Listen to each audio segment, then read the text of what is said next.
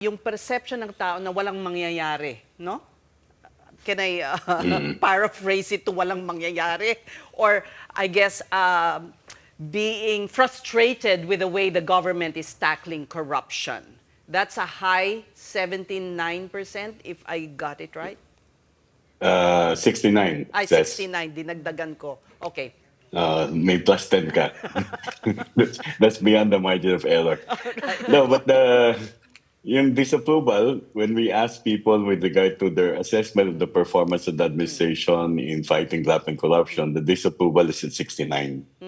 And only 17% are approving, the rest are undecided. So that's a net negative of 52%, which is quite significant. No? But if you look at it, it's really, it stares the government right there, no? Basically.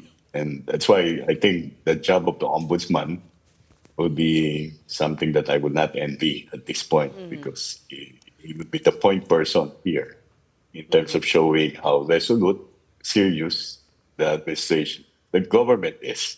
Because the ombudsman is really supposed to be an independent entity. And hearing Ombudsman Boying, I think he really has so much on his shoulders right now.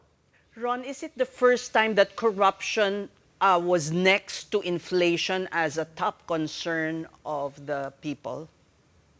Not really. We've had corruption as a concern always in the top 5 among a list of concerns that we ask people to select from. The last time I recall was during the time of Noynoy Aquino, before he assumed the presidency, because Noynoy's campaign was really anchored on fighting graft and corruption. So since the new president was really harping on corruption, it was recognized as an issue. And of course, we all know that there were certain scandals in the previous administration, that was the Arroyo administration. So it was an urgent concern there. Corruption also happened to be, I think, about top 3 at one point in time in the Duterte administration. But this one is not surprising, because we've seen over the past month reports with regard to anomalous or even ghost projects, substandard projects on the part of the Department of Public Works and Highways. But can we extrapolate that the people now will be more mindful, more watchful of government officials? Can we conclude that from your survey? Yeah, basically, I think when you ask people, and this is the survey that data we should release tomorrow, when you ask people whether corruption is pervasive, basically everyone says it is. So in this sense, people know, except that the scale of resources that have been abused, misused, and pocketed in this current episode is really so huge that we can only think about it. No? As I says in one of our conversations, I don't know how many lifetimes before we can earn that amount. Maybe 100 lifetime. Hindi, kasi dati ang mga tao parang parang they see it as part of government eh. Parang pare-pareho lang yan, hindi ba? Pag tinatanong mo anong preference nila sa boboto, parang pare-pareho lang ang tingin nila halos na politics really corrupts you. Something like that. Yeah, it's essentially something that people think is normal. But what has happened is that it goes beyond the normal. I remember the time of the CTE and BN scandal, then the primary witness, Jun Losada, saying that, you have to moderate your greed. But it seems that it was not moderated. The results of the investigations that have been concluded so far show the amounts under the billions of pesos, right? And you've got a contractor as 28 luxury cars. Yeah. We can even dream of only having one of those. Yeah, they did call it as insatiable hunger, thirst, whatever you want to call it. But Dr. Holmes, talk about this survey that Pulse Asia will be releasing tomorrow about the flood control scandal. Maybe you can give us a preview already of the results that you got. It's not really about the flood control scandal per se. It's really, part of it is academic. No? We want to see whether corruption is thought of by people as something that is normal, and the extent of corruption that they perceive. No? And as I said, at least based on what I can recall, because I still have to review the data before we release it, 97% would have said that corruption is pervasive. Tama yung sinabi ni Ses. Alam natin na ang corruption ay malawakan. Yung nga lang, merong maaaring level na katanggap-tanggap at may level na talagang kahindik-hindik na. And what little tidbit can you share with us, Ronnie, about that survey? No, what jumped out at you the most? Like, what's really interesting? Any surprises? Well, there's one part of the survey where we asked whether they believe that there's a collusion among officials in the executive department, the legislature, the private contractors, etc. It's not really surprising because this has come out in the investigations both in the Senate and even in the House. And the so-called resource persons being called by the ICI and even by the Department of Justice basically involve people coming from those two branches of government and the private contractors. So you have if I can recall correctly, about 9 out of 10 people saying that there is such a collusion. So, and I don't think it's just a question of flood control projects, no? Because what has been revealed so far is that it has also involved school buildings, health centers, farm-to-market roads. I'm pretty sure that whatever government has procured is tainted with corruption. So this is a unique time in the country wherein the people are more concerned. Hindi yung pinagkikibit balikat lang na parte yan. Na gusto na nila talaga ng reforma.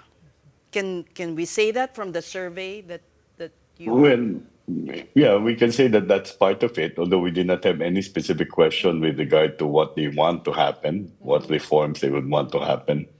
But definitely there's that, as I said, they're disapproving of what has been done to attend to this age-old problem that we've had of graft and corruption. And the level is quite significant. We have not seen this level of disapproval in the past, even during the scandals that we saw in the past. And definitely the government or the administration will take a hit if there is no resolute or effective action against graft and corruption here.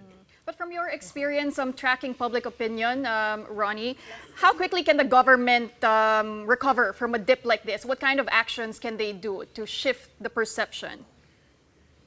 Well, Pauline, it's going to be difficult to say how quickly because, as I think Ombudsman Boying would know, the legal process is something that you have to follow. And if you don't follow it, then it's going to affect the cases that will be filed.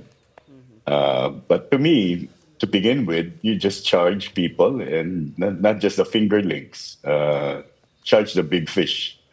Kumbaga, sabi ko sa wikang Filipino, hindi lang yung gurami kasama yung mga palyeta. Just charge them. And charging them would already be sufficient to indicate that really you're not in any way excluding anyone, regardless of the position that they hold or the positions that they held. And that's very important. Because in the past, normally what has happened was that some people were let go of. And then after a while, you see people being given much more privileges, even if they were arrested. This time around, I think, when you have a resource person being cited for contempt in the Senate or the House, they're put in either the House or the Senate, or for those who are unlucky, they'll put in the city jail. So if you charge a high government official and you put that person in a city jail, I think that testifies the objectivity on the part of government. Of course, I would not expect that to happen, but charging alone a big fish would be sufficient, I think, to evidence the sincerity of government. Now, when will you release the approval ratings of our top government officials? Bukas na rin. Masyado kaming napapa-suspense. Bago matapos ang linggo, Chess, mag-striptease muna. Anong ibig sabihin nun? Sneak peek muna. Okay, kasi we're curious because, this is benefiting the difficulty the government is having in dealing with these issues is being pounced on by the opposing camp, and they Yep, may yep. be, Let's benefiting from it. So it's creating a deeper polarization. I don't know. You tell I, us. I would think that the polarization had been there to begin with. It has been there. We've seen it from, I think, even as early as December 2023. And then, of course, it became wider. I mean, not exactly to the extent that, half of the population, but we see basically a geographic polarization where certain areas of the country tend to favor a particular prominent family, while other areas would be more or less diverse insofar as who they favor or whether they're indifferent towards these warring prominent families. But then again, it's not something that cannot in any way be resolved. No? It's not that as if you're giving it away to the opponent. The opponent will definitely use every opportunity and seize this opportunity to pounce on their primary rival. But to me, the most important thing is that they are not clean to begin with. They also have to be held accountable for certain things that they have done and that they refuse to be held accountable for. All right. Okay. This is your other persona talking. Thank you for joining us on the Big Story Pulse Asia President Ronald Holmes.